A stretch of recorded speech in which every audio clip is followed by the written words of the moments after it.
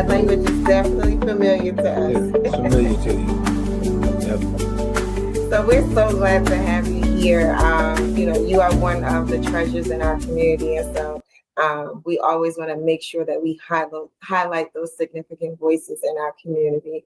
So we'll start off with before we get into our first question, just give us a little context of who you are, where you're from, so that all of our viewers have that information.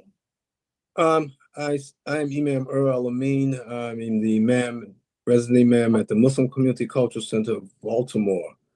I've been the imam there, resident imam there for the last 20 years.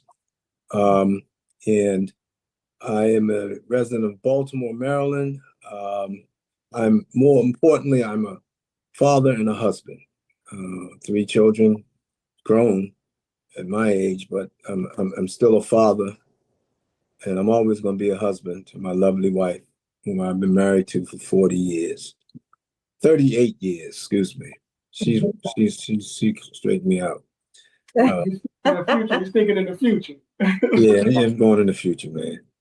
Yeah. And so our first question is, tell us your, we call it your IWDM story, right? Like, tell us your first encounter with Imam Muhammad, or your most impactful encounter with Imam Muhammad. So we're going to be on here for a while, man. No, I'm just joking. Well, let me start out and give a little historical social history of myself as it relates. As a college student in the early 70s, I accepted Islam as a student at Morgan State. At the time, it was Morgan State College. And in 1975, the transition took place. And I fully did not understand the transition as it related to where we were going. So I wanted to immerse myself into where we were going. And so I started listening very, very closely to Imam Muhammad and trying to conceptualize what his vision was. And I think that in most brothers and sisters, they didn't struggle with that, but it was a transition. You were going to another stage in your evolution, your growth and development. And so I studied. I started to understand where he wanted to go, and what his vision was, but also what he placed a very, very heavy emphasis on, and that was education, culture, business, and, as I say, governance, not government, but governance.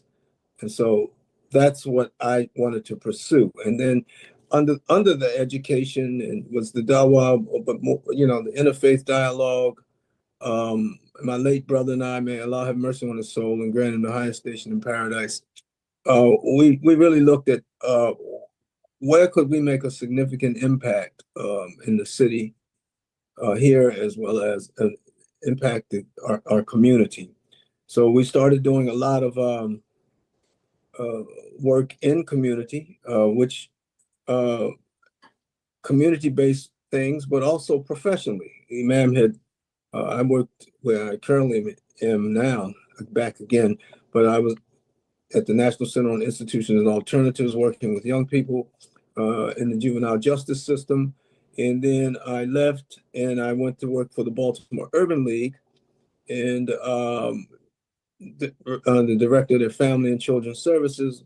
And the Imam said, go on to NAACP, go on to Urban League, take our message there. And so I was aptly following instructions. And then the next 8 years after that, I worked in the governor's office, monitoring the Department of Juvenile Services. And so then I came back to where I am now at the National Center on Institutions and Alternatives. But that professionally, I wanted to stay in community.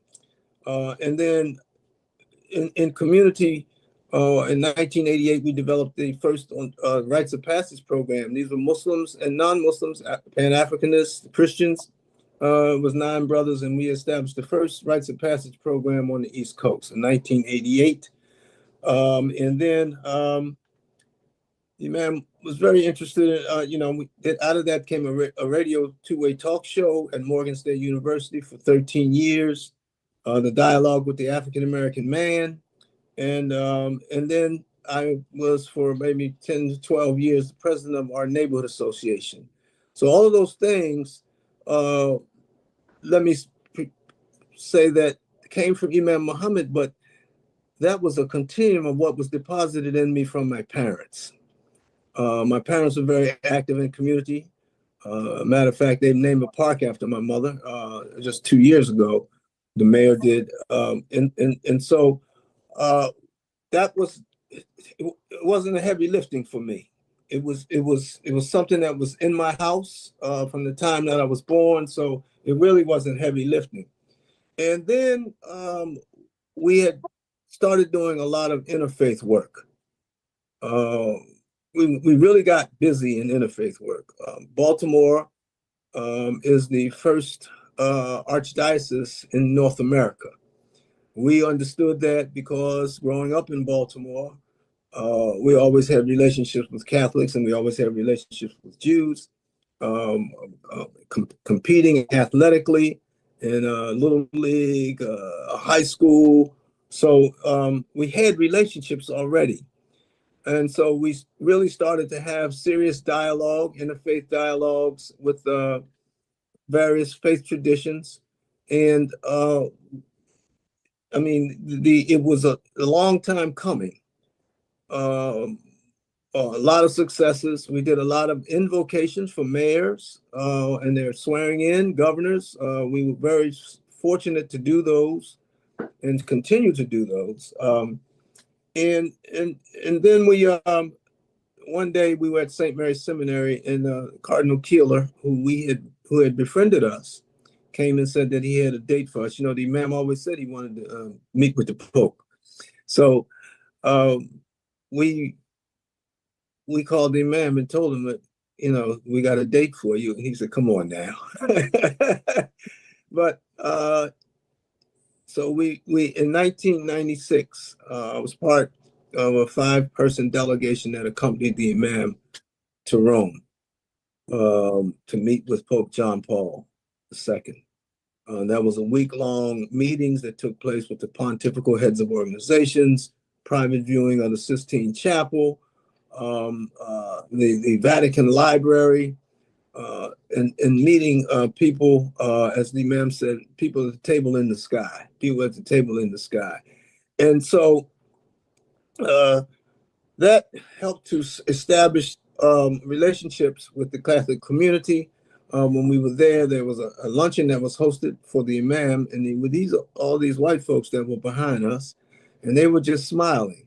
And so my brother said, we got in the car, and he said, Imam, who are those white folks? He said, you talked them up. That's the Focolari. And so that was the first time that we met the Focolari, and that was in Rome. That same year, we hosted a meeting with the heads of Focolari, Julian Sabatini and Sherry Sylvie at our masjid. And when we got back, and the Imam said, we should meet with these folks. And that's what helped to establish the Focolari piece. So we began to establish those types of relationships. To those interfaith relationships were really, really growing and developing. And so we saw that it started to catch on throughout the country. Everybody was doing interfaith. We started to have the Focolari relationships. And then we saw the evolution even in governance and government. When we look into the United States of America, you see that the first Muslim mayor was a man by the name of Charles Bilal in Kuntz, Texas. He was the first Muslim mayor.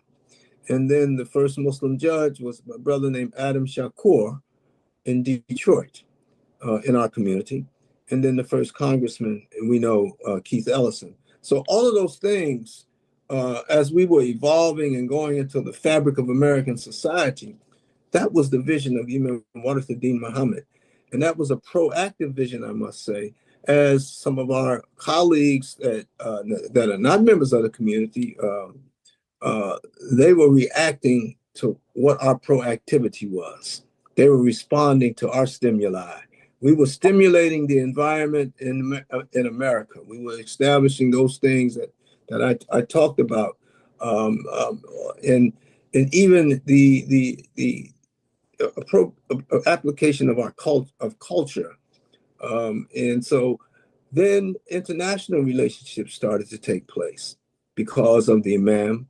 At our masjid, we have been fortunate enough over the years to have people, scholars from Al Azhar, from Uzbekistan, from Africa, from Indonesia, from Malaysia come and guest. But one of the things that we always, because a dear friend of ours, and this is a great story, his name is Imam Bashar Arafat. He's a Syrian imam, and we started doing interfaith dialogue with him also. He was part of our little group. One day he approached us and said, would you think the imam would be interested in sending students to Syria? And we contacted the imam and he said yes, under the leadership of Sheikh Ahmed Kuftaru. And so we had a series of meetings that took place.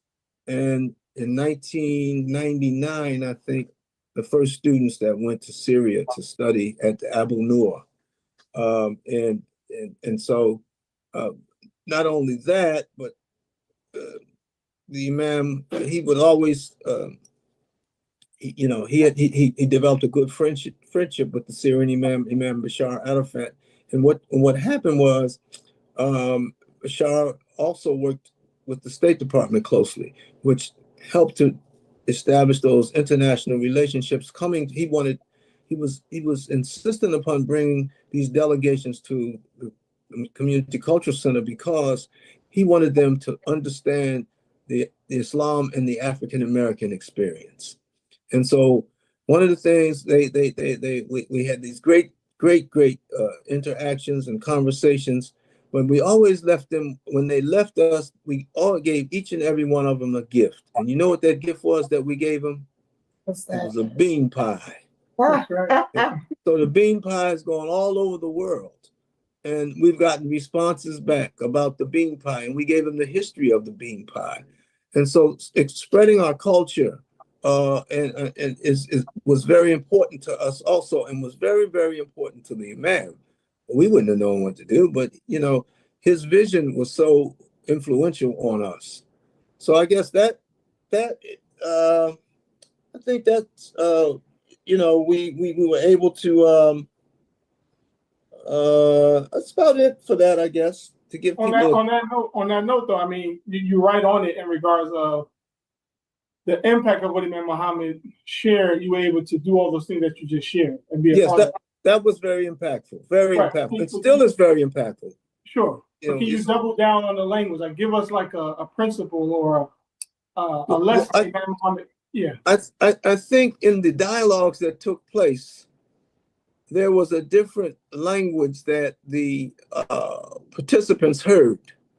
It was a language that was rooted in a logic and a sobering logic.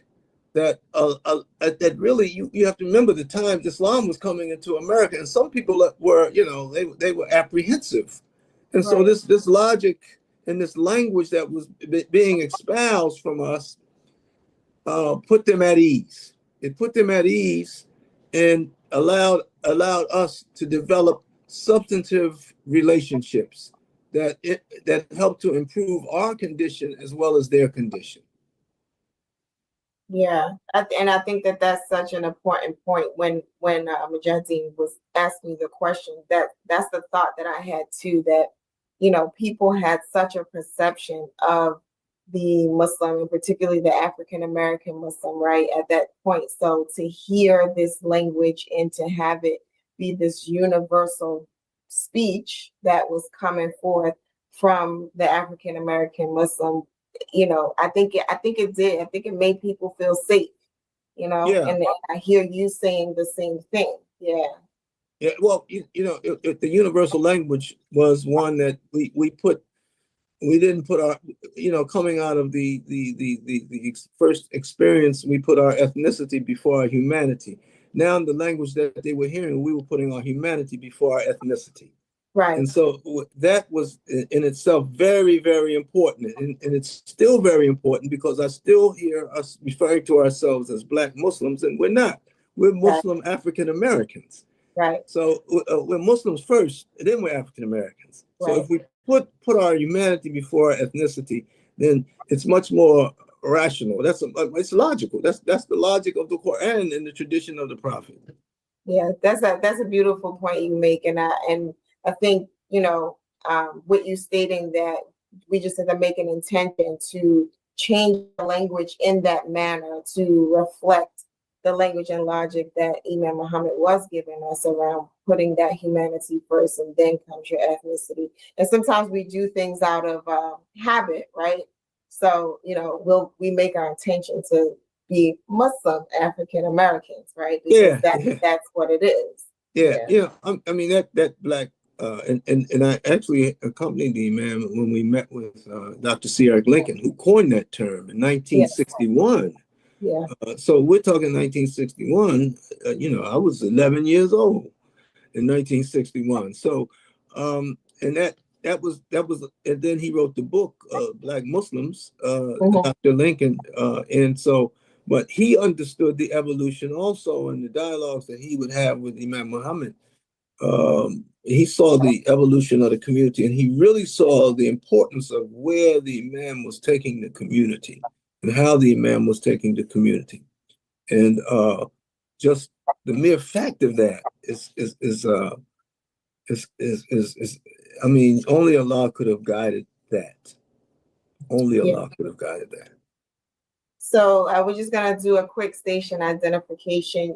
You are watching IWDM50 Community Roundtable. If you are just joining us, this show has been put together for the purpose of us preparing to be together August 1st to the 3rd in Philadelphia, Pennsylvania, as we commemorate 50 years since Imam Muhammad had come into leadership in 1975, and the impact that has come from the work, from the language, from the logic, from all of the efforts that this community has worked so hard to sustain over the years. And tonight's guest, we have with us Imam Earl Alameen out of Baltimore, Maryland. He got some Jersey roots though. He ain't telling you that. Okay. I didn't know. Yeah. I was born in New Jersey. Okay. But I was raised in Baltimore. I was born down. I was born down on the Jersey Shore, down in Long Branch. And then that matter of fact, we're going up for the town reunion up in. We come from a little town, Atlantic Highlands, so we're going. So we going up for the town reunion. Wasn't too many flies in the buttermilk there. You know what I mean? Yeah. So we're going to go up in the latter part, right? The week before August 1st. Yep.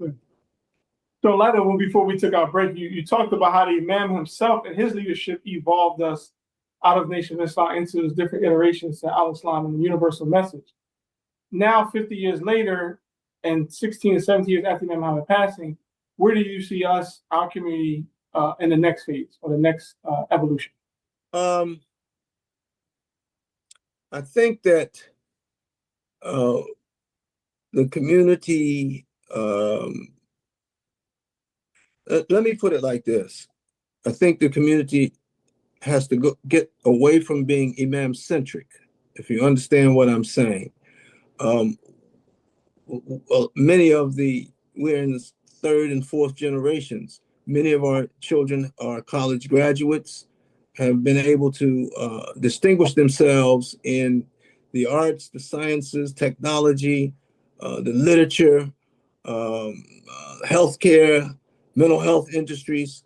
And so out of that, I think the first few years of this type of Imam-centric leadership needs to be dismantled in order for us to move forward, so that these people that have the expertise can come together with a synergy that would allow the community to evolve and to grow beyond what we can even imagine, beyond what we can even imagine. And the Imam was very well aware of that, because I can even say one night, we were at Georgetown University and we had dinner. And Imam, at the time, Imam Yusuf Salim was the Imam in Washington, D.C. For 25 years, he was the Imam. Mm-hmm. And still working hard, he is over there.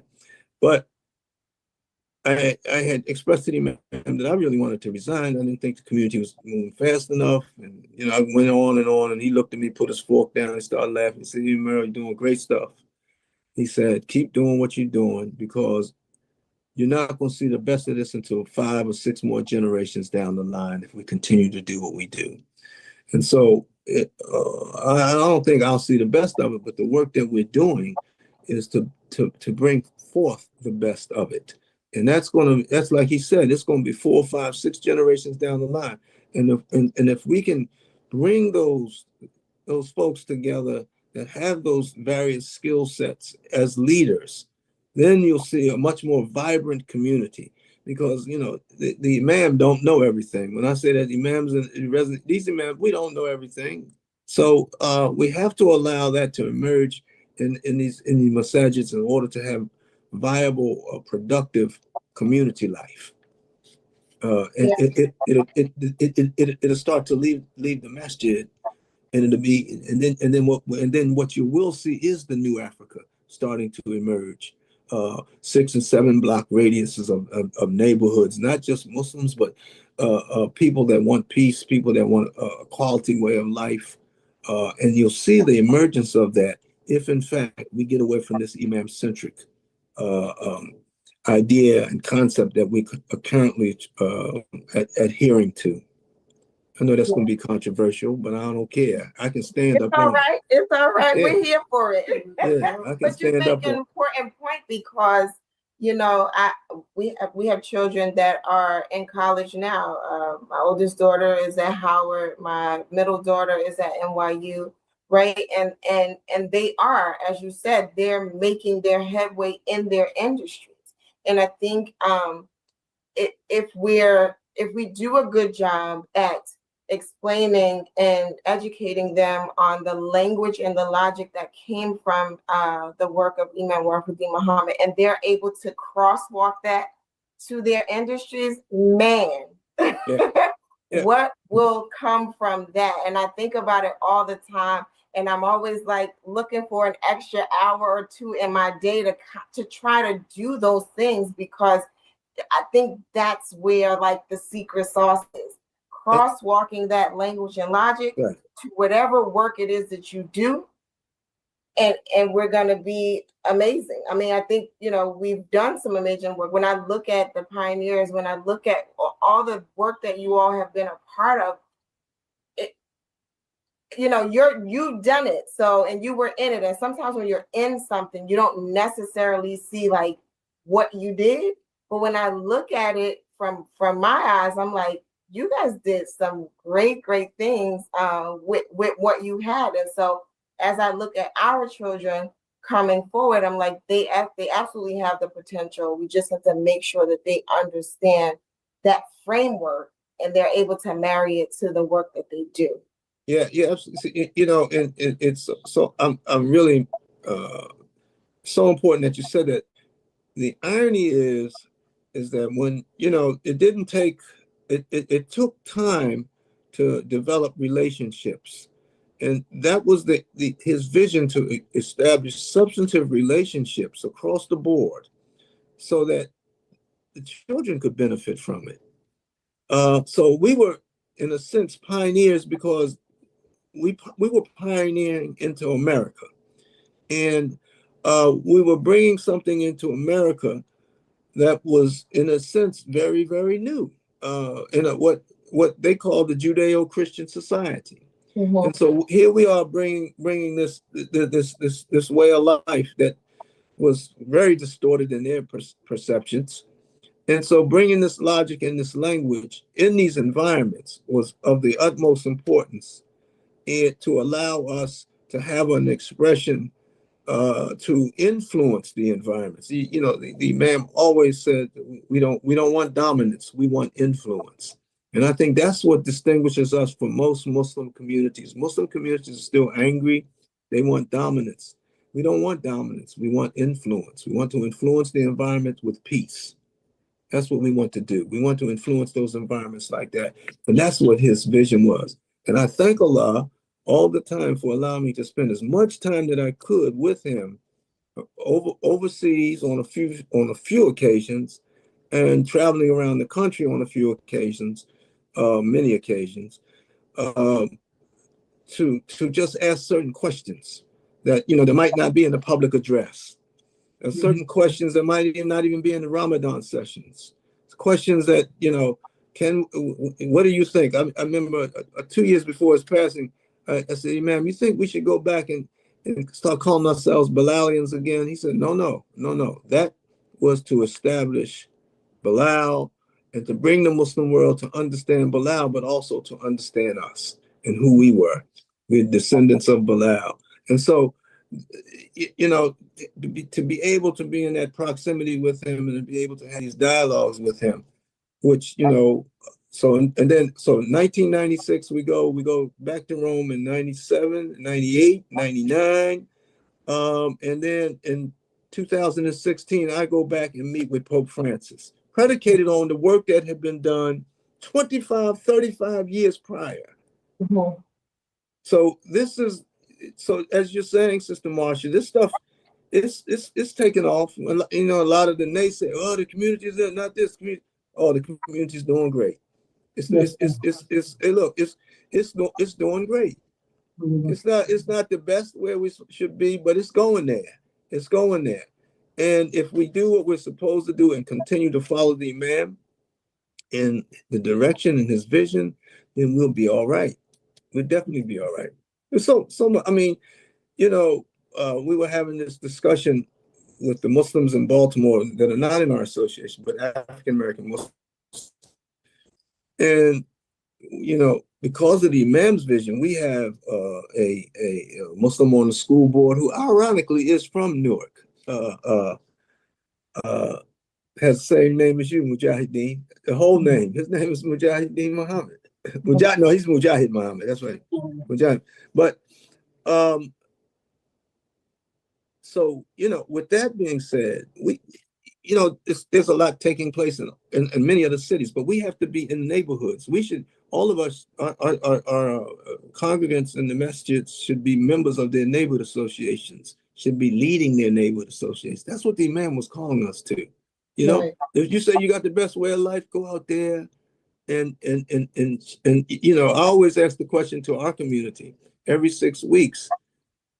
If you were to leave tomorrow, this masjid, and never came back ever again, would you be missed?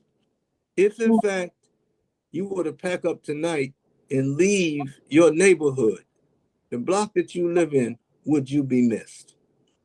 And these are critical questions to ask. You see? So I think, Well, that's how we want to close it out in regards to what you just addressed, the importance of partnership and collaborations. You mentioned a few that you're engaged in. Is there some others you'd like to share with the next generation or other community organizations that we should be aware of that you see as a way us to partnership to reach our goal, our common goal? The people that have the same vision that we have, people that want a good life, people that want a peaceful life, those people we should always we should partner with them, and we shouldn't come in begging. We should come in understanding with dignity, with our head held up high, knowing who we are, where we come from, and where we want to go. It's very important. I mean, we should be part of all of these organizations. I don't know, I still hold a membership to the Urban League and the NAACP. I'm a member. You understand? The neighborhood associations. Muslims should be on boards and commissions in every city. They should be on the school board or on the commissions. They should have a representative out of the mayor's office. All of those things that comes out of developing relationships with like-minded people, and like-minded people will support what you're doing. And then we'll see the successes coming about. So it's in closing, I would like to say though, we have to be very cognizant that, you know, we've been practicing the Quran and tradition of the Prophet for 50 years, only 50 years, right? In the scheme of things, in civilizations and societies, that's no time. That's no time. That's nothing. And look at the strides and the gains that we've made across the board in education, in culture, in business, in governance. Look at the strides that we made in 50 years of receiving the Quran and tradition of the Prophet, because the spirit was right. And the spirit was handed down to us from the ones that preceded us. And they gave us that spirit to move forward in that taqwa that we have. They gave us that. They gave us that. Thank you for that reminder too, because sometimes we don't see it as it's only been 50 years, you know, and sometimes we add some pressure onto like where we are, what we're doing, and why we aren't so, you know, this far, that far. And it's like, well, it's really only been 50 years. So if you, like you said, if you compare that to other communities and how long, you know, or we just compare it to, you know, civilization in general, that's not a lot of time, and it has been impactful. So thank you for that reminder. We really appreciate it. So alhamdulillah, we thank you for coming on and joining us and giving us your insight. Just a little teaser as we get ready for the IWDM50 in Philadelphia at Mashallah, the Center for Human Excellence, August 1st to the 3rd. You see on the screen, you don't see on this screen, but you'll see on that screen, IWDMcommunity.com. That's IWDMcommunity.com for all of your tickets and purchasing needs. And we ask any of you who are not able to come, maybe you can sponsor a youth, sponsor a pioneer, take out an ad. We have vending opportunities available as well. All these components of our community life, as was just expressed in this brief interview, we want to experience it this weekend in hopes that we get recentered, reconnected, recommitted, and move forward together. We're better together going forward, inshallah. Inshallah. And yeah, and during that weekend, we'll be taking a journey through the decades. So I'm looking forward to the presentations that many of the groups have been put together. A lot of the organizations and groups in our community have come together to work on the format of this program. And so it's exciting just to be able to work together in that way, and have that be the model for what we do going forward in whatever the next 50 years are to be. Yeah. So you got next week, right? Say it again. Oh yeah, I'll be up. Yes, sir. I'll be there. We'll be down in Baltimore, inshallah. Our family and friends down there in Baltimore. We're down there at the Muslim Community Cultural Center to do the Jummah. We're honored to be a guest khatib there. I call that my fourth home, Baltimore, maybe third home, Philly and then Newark, of course. But alhamdulillah, we thank you for always allowing us and trusting us and sharing us the insights that you share us personally as well. It definitely helps us in our development because as we're navigating through this as new leaders in this young community, we do need those who came before us to tap our shoulder to give us the insights and the guidance because we can't do it alone, inshallah. Yeah. Yes, sir. So until next time, we'll be back on live. Also, we'll be at the Mali conference this weekend. Yes. And we have some other events going on this weekend. So if you don't see us in your hood or your community, let us know. We're also traveling to places. We was in Philadelphia last week at the Islamic Heritage Festival to get the word out, to re-engage our community, our Muslim community. We're going to have a dynamic interfaith and intrafaith ta'aleem at this coming event. So you don't want to miss that. We have the Legacy Brunch, where we'll be hearing from the next generation of leaders, as well as a fest. This may be the first time we had a IWDM Community Festival. A street fest. A street festival live on Friday evening with our best talent, cultural talent. We normally have culture nights among ourselves, but now will be open live to the public. Anyone and everyone in the area. We say it's room for all, as ma'am said, as long as you respect the room. So you're welcome to come hear our best and brightest talents. Until next time, assalamu alaikum. Wa alaikum salam. Thank you. Thank you.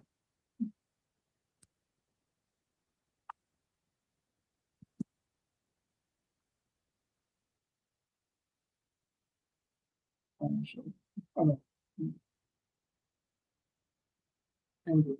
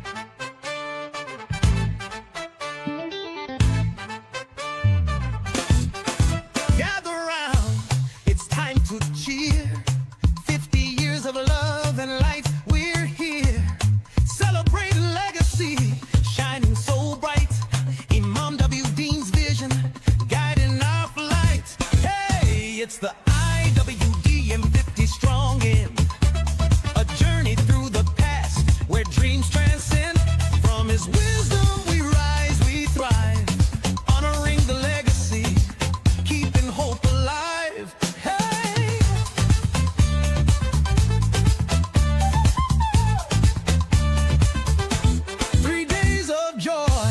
multi-generational call, new leaders emerging, we're growing tall. From community life to human excellence, together we strive to magnify this great existence. Hey, it's the IWDM50 strong end, a journey through the past where dreams transcend.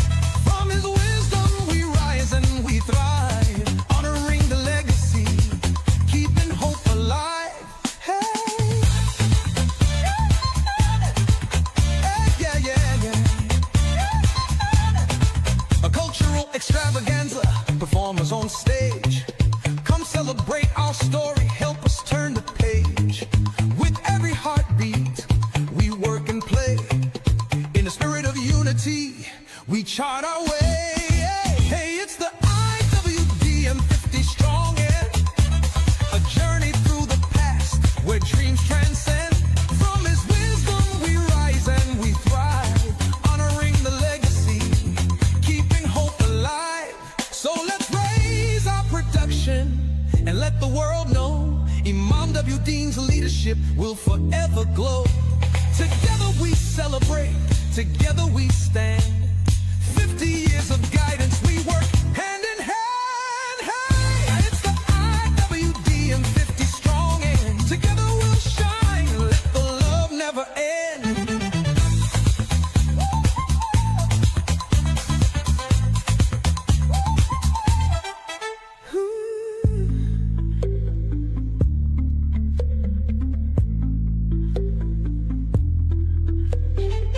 So let's raise our production and let the world know Imam W. Dean's leadership will forever glow. Together we celebrate, together we stand. 50 years of guidance, we work hand in hand. Hey, it's the IWDM50 strong end. Together we'll shine, let the love never end.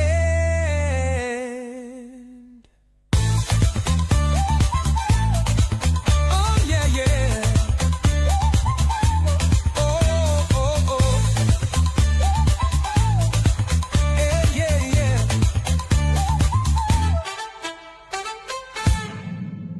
Say it, I know you've been waiting for it. You've been waiting for me to say it. We cannot be stopped.